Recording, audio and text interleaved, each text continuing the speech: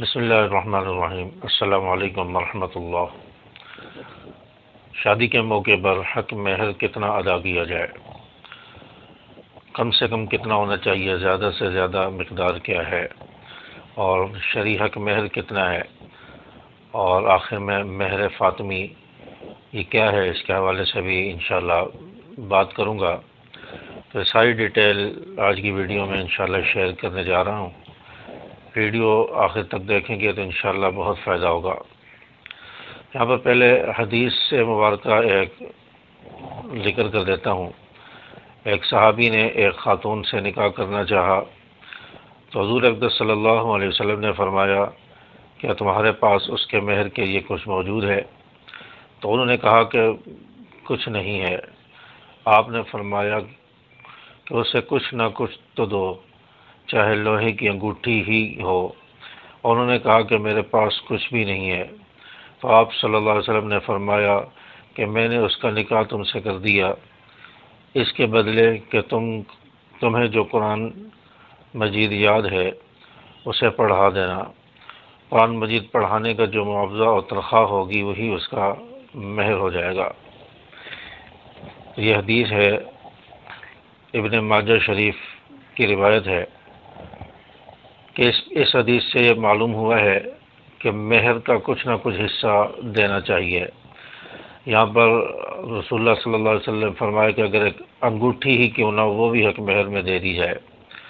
اگر انگوٹھی نہیں ہے تو رسول اللہ صلی اللہ علیہ وسلم نے صحابی سے کہا کہ تمہیں قرآن مجید یاد ہو، جو اس سے یاد ہو وہ اپنی بیوی کو پڑھا دینا، یاد کرا دینا، اور اس کا جو معاوضہ ہوگا وہ اس کا حق مہر ہوگا۔ یعنی بیوی سے معاوضہ نہیں لینا، یہ پڑھانے کی جو محنت اور اجرت ہوتی ہے فرمایا کہ وہ اس کا حق مہر ہو جائے گا۔ تو یعنی کچھ نہ کچھ حق مہر دینے کا جو ہے وہ حکم فرمایا۔ تو حق مہر بالکل ختم نہیں ہوتا، معاف نہیں ہوتا، بلکہ حق مہر کچھ نہ کچھ دینا چاہیے۔ شریعت نے حق مہر کی کوئی حد نہیں بتائی کہ کتنا کم ہونا چاہیے یا کتنا زیادہ ہونا چاہیے، لیکن شریعت یہ بتاتی ہے کہ مہر مثل دیا جائے۔ مہر مثل کیا ہے؟ مہر مثل یہ ہے کہ عورت کے حسن و جمال، اس کے اخلاق، اس کی عادات، اس کی جسامت کو دیکھ کر حق مہر مقرر کیا جائے۔ جتنا اس کا حسن و جمال زیادہ ہے اتنا حق مہر بھی زیادہ مقرر کیا جائے، اور یہ مہر مثل ہے۔ اور مہر مثل کا دوسرا مطلب یہ ہے کہ خاندان میں جو حق مہر چل رہا ہے، خاندان کی دوسری عورتوں کا جو نکاح ہوا ہے ان کا حق مہر کتنا مقرر ہوا ہے، جو خاندان میں جو حق مہر چل رہا ہے وہ حق مہر جو ہے مقرر کیا جائے۔ تو مہر مثل کا ایک مطلب یہ بھی ہے۔ اور حق مہر اس کی کم سے کم مقدار نہیں ہے، نہ زیادہ سے زیادہ کوئی حد مقرر کی ہے، لیکن یہاں تک فرمایا ہے قرآن پاک میں کہ بھاری مال کے بدلے میں عورتوں سے نکاح کرو۔ تو بھاری مال وہ 1,000 2,000 5,000 نہیں ہوتا، وہ زیادہ ہوتا ہے، اس کو کہا جاتا ہے کہ بھاری رقم ہے۔ تو بھاری رقم، بھاری جو مال سمجھا جاتا ہے معاشرے میں، اتنے پیسوں کے عوض میں نکاح کرنا چاہیے۔ لیکن ایک شخص اس کی گنجائش بہت زیادہ ہے، وہ لاکھوں کماتا ہے، تو اس کو حق مہر بھی پھر لاکھوں میں دینا چاہیے، 1 لاکھ 1.5 لاکھ۔ لیکن ایک شخص غریب ہے جو 20-25 ہزار 15-20 ہزار کماتا ہے، تو اس کا حق مہر بھی پھر اسی حساب سے ہو کہ وہ 5-10 ہزار 15 ہزار حق مہر مقرر کر کے اس حق مہر کے عوض میں نکاح کرے۔ اور انسان کی گنجائش کے مطابق جو ہے حق مہر مقرر کیا جائے، جتنی انسان کی گنجائش ہو اس کے مطابق حق مہر ہو۔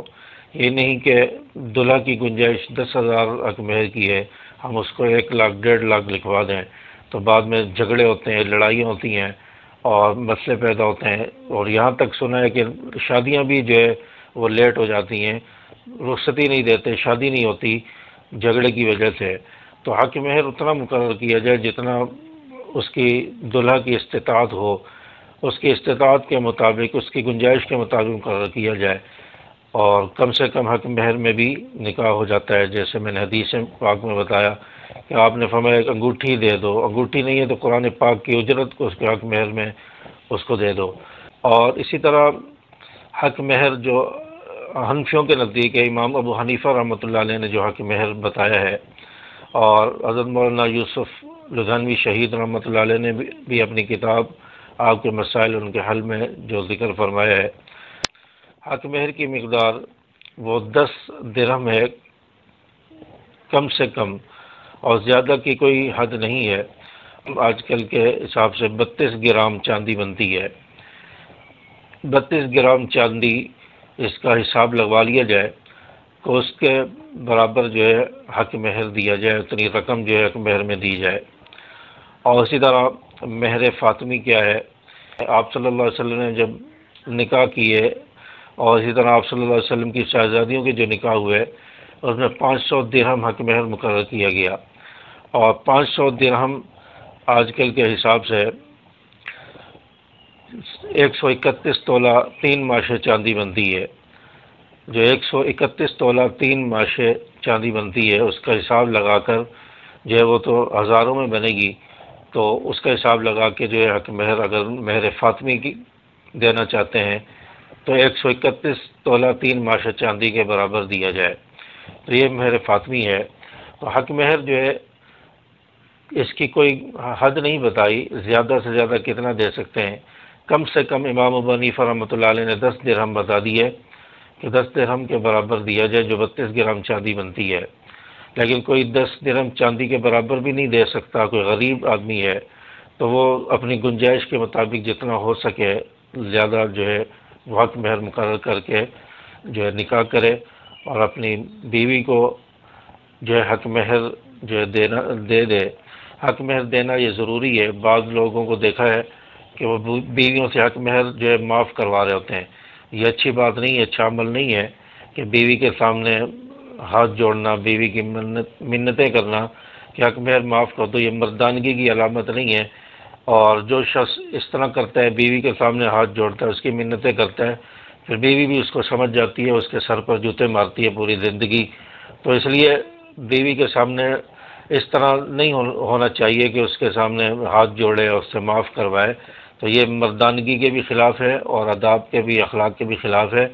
حق مہر دینا چاہیے، معاف نہیں کرانا چاہیے۔ پورا نہیں دے سکتے، اگر زیادہ ہے تو کچھ نہ کچھ دے دیا جائے بیوی کی رضامندی کے مطابق، اور کوشش کی جائے کہ حق مہر پہلے دن ہی، پہلی رات میں ہی ادا کر دیا جائے، اس کو لیٹ نہ کیا جائے، ڈیلے نہ کیا جائے، پہلی رات میں ہی حق مہر ادا کر دیا جائے۔ حق مہر ادا کرنا ضروری ہے، ورنہ گناہ گار ہوگا انسان۔ تو گناہ سے بچنے کے لیے فوری جتنا ہو سکے حق مہر ادا کر دینا چاہیے۔ تو حق مہر ادا کرنے کی اور شرعی حق مہر کتنا ہے، ساری ڈیٹیل آپ کے سامنے میں نے رکھ دی ہے۔ امید ہے کہ آپ کو بات سمجھ آئی ہوگی۔ ویڈیو کو لائک اور شیئر کر دیں، چینل کو سبسکرائب بھی کر دیں۔ السلام علیکم ورحمۃ اللہ۔